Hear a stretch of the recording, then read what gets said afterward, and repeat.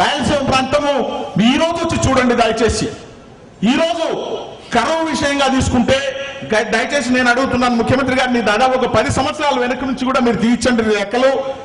10 సంవత్సరాల్లో ఏ ప్రాంతంలో ఎక్కువ ప్రాంతం డ్రౌట్ కు ఎఫెక్ట్ అవుతా ఉంది ఈ రోజు కూడా, ఈ రోజు లెక్క కూడా తీయండి. ఈ విషయానికి వచ్చినప్పుడు నేను ఇంతకుముందే చెప్పినట్టు రాయలసీమ ప్రాంతం మద్రాసు రాష్ట్రంలో ఉండింది.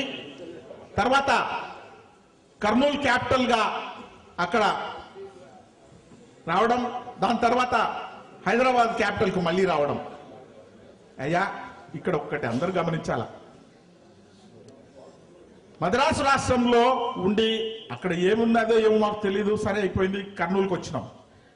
అక్కడ కర్నూలులో సెటిల్ అయి కాకముందే హైదరాబాద్కు తరలిస్తున్నామంటే ఈరోజు మీరు చెప్పండి, ఒక మండల్ హెడ్ క్వార్టర్స్ మార్చగలుగుతారా మీరు? నేను అడుగుతున్నాను.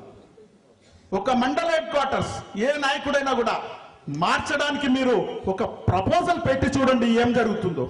ఒక క్యాపిటల్, స్టేట్ క్యాపిటల్ తీసుకొస్తుంటే కిక్కురమనకుండా ఆ రోజు ప్రజలు దీన్ని అంగీకరించినారు. ఆ ప్రాంతవాసులు అంటే ఎంత ఉదార స్వభావంలో, మరి ఎంత విశాల హృదయంలో, అందరూ కలిసి బ్రతికి ఉండాలి అంటే ఎందరం బాగుపడతామని కోరికతో వచ్చినటువంటి వాళ్ళం.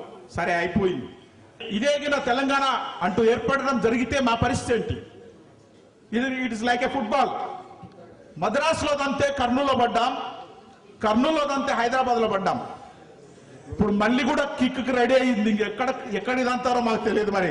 మరి మా అధ్యక్షుడు కేశవరావు గారు చెప్పాలి మమ్మల్ని ఎక్కడికి దన్న దాల్చుకున్నారు. రేపు షార్ట్ ఇటు కొడతారా, కార్నర్ షాట్ కొడతారా, లేకుంటే సెంట్రల్ కొడతారా మాకు చెప్పాలా. కాబట్టి రాయలసీమ వాసులందరూ ఇప్పుడు అగమ్య గోచరంలో ఉన్నారు.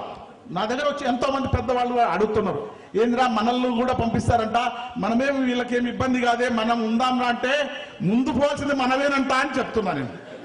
ఎందుకంటే నాయకులు మీ దగ్గర నుంచి అంటే నాయకత్వం రావడం అనేది మా లోపమా చెప్పండి? మా ఉదారత్వాన్ని చూసో ఇంకోటి చూసో నాయకత్వం అక్కడ పరిడమిలితా ఉంది. నాయకులు అక్కడి నుంచి వస్తున్నారు. అంత మాత్రం చేత నాయకత్వం కొరకు మాత్రమే అని చెప్పంటే ఇది న్యాయమా? మరి మా వాళ్ళకి చెప్పా, మరి మన పరిస్థితి ఇది, మనల్ని మాత్రం ముందు మనల్ని పంపించాలంటున్నారు అని చెప్పిన. మరి అట్టేటప్పుడు మన కథ ఏందిరా, ఈసారి ఆడిపోవాలా మనము అని అంటే ఆడిపోయేదే లేదు, ఈసారి తనతో రెడీగా ఉండండి, ఏ సెంటర్లో పడిపోతాము అని చెప్పింది. కాబట్టి ఇటువంటి వద్దురా, ఆడ తన్ను మళ్ళీ ఆడపోయి పండాక మళ్ళీ సెటిల్ అయిదాం అనుకునేది ఇంకొక తన్ను కూడా తన్నే అవకాశం ఉంటుంది. కాబట్టి ఇక ఇది చివరి తన్ను కానీ ఒకే తన్నుతో మనం పోయి మన ఊర్లో పడదాం అంటున్నారు మా వాళ్ళు.